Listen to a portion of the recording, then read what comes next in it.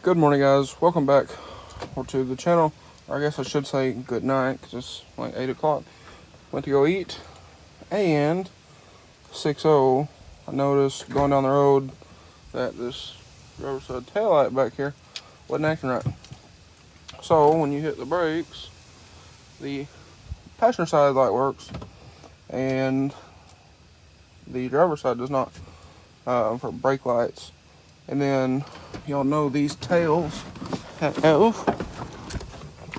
me show y'all, the little strip in them.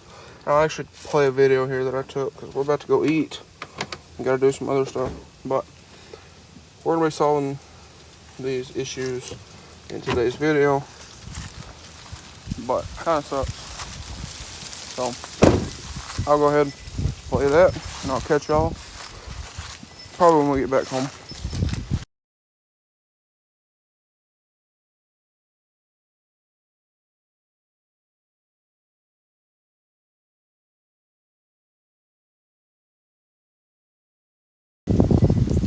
Alrighty, guys, so it's now the next day. If y'all are getting wind noise, I apologize, but it's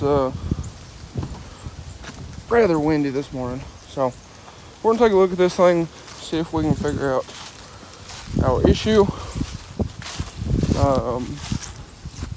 And I thought I would show y'all a little more of what's going on. So I took that little video last night, but get in here, hit the hazards, and make sure. So turn signals working here.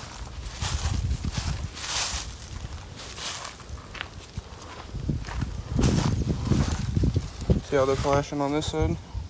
That's how they're supposed to be. And this side, completely backwards. Okay, so turn the headlights on, and now we got some back and forth going on here. And the strip is actually flashing. So if we turn headlights off, or back to automatic, then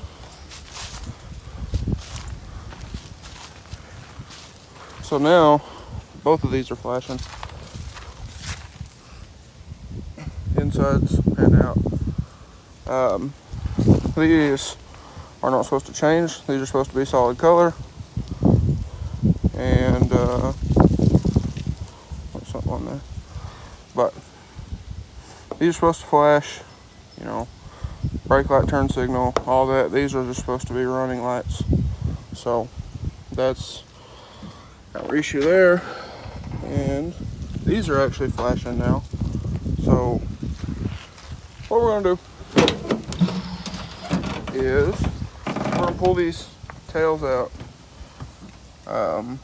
Now this is functioning. Last night that wasn't functioning. So we have something somewhere that's loose or it's grounding out or something. So we're gonna pull the taillight out and see if we can find anything. I know I have some wiring issues with my reverse lights with this, because when I did these, you wire in for reverse. We didn't have a soldering iron. Used butt connector. There's not enough room in there, so they just pulled out of the connector. So we need to solder those sometime or another. But right now, I'm gonna pull the taillight out. It's pretty easy. One bolt, and the taillight will just pop right out. We're gonna do some inspecting and see what we can find. Alrighty, guys, so pulled the taillight out. I hate doing that because of the way I had to open these, them being cut. And then these little pins being on the inside of where they're cut. It's kind of nerving. I did find a couple places. Quick focus. There's one right there. There's one right there. A couple little pinholes in the sealant. There's one there. So I'm gonna fix those up while the taillight is out. But we found our problem. Halfway through pulling the taillight out, it started working right. And the thing is, this plug-in, if you'll notice, has no lock. So it had just pulled off, and it was just kind of halfway stuck on. So plugged it back in, works fine. So we're gonna try to figure out some way to secure this. Probably should get another plug, but I don't know. We're gonna try to figure something out with this, and also figured out the issue with my reverse lights. Strip wire is down in there. It's not gonna focus, but you can kind of see it right down in there. So gotta add some onto that. Gotta fix this up here. That's what sucks about these. There's not enough room. So my grandpa, who has smaller hands than these bear claws that I got, is gonna do that. And I'm gonna run down to the shop, try to find some silicone and fix up those pinholes in that taillight. Get this all put back together and we'll test, and I'll show y'all before we put it back together, and then we'll test it and see how everything works. Okay, so got this plugged back in. I'm gonna try to figure out some way to keep that attached. But got our reverse lights wired back in, just tested them, they work. When we get the taillight back in, I'll show you all that. But we'll try to figure that out and get everything put back together. Turn signal, yep. Yep. Cool. So, got reverse. Get these working again. You'll hit the brakes real quick. Brake lights work. Strip works. Everything's good. We wrapped some tape around that plug for right now. Just a temporary fix. Didn't have any silicone, so we'll have to pull these out another time. Do that. They don't leak unless you pressure wash real close to them, so that should be fine. But anyway, I guess that's it.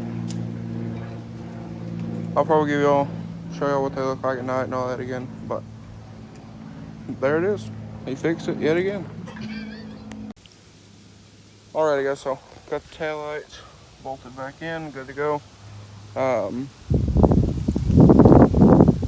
So there we are. But it's all finished up. Now I was hoping, I did some research last night when we got home, and the thing about these is it seems to be a common problem of no brake lights, no turn signal on one side or the other. Seems a lot of people on the forums had kind of talked about it. Some people had said that it was the prongs in the plug-in. Some people had said it's the plug under the bed, or some of the other plugs on the truck. And there's like a dozen of them through here. Some people had said brake switch, brake light switch. Some people had said the multi-function switch, and whoa, some people had also mentioned about the under the hood here. So I'll show you all that real quick. But I was hoping we didn't have to do that. Guess it would have made for a good video, but it's a lot of work. But down here there are those plug-ins. So some people had mentioned that those plug-ins, the prongs and stuff could get spread out. They're not getting a good connection, or just whatever. Ooh, need to clean that. But some people had also mentioned right here in the wiring harness by the coolant bottle. So Seems as if there's a million different answers with all the electronics on these trucks. So I'm happy this was a simple little deal. But moving forward, still got some stuff need to fix on this truck. One being that oil leak. You can see it on the hood, you can see it on the turbo. So I need to fix that. Need to fix the AC. I think for the AC, we need to get the computer reflashed. It's over there, mounted to the fender, the inner fender. So I think we need to take that to Ford, get that reflashed, or just get a new computer. No, they're not that expensive. They're like 300 bucks. So need to get the air conditioner going before next summer, because that sucks about this thing.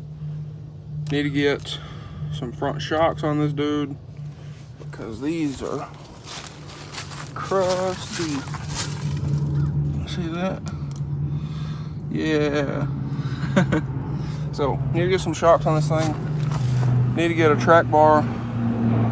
Sorry for the aircraft flying above, but need to get a track bar on this thing because the track is off.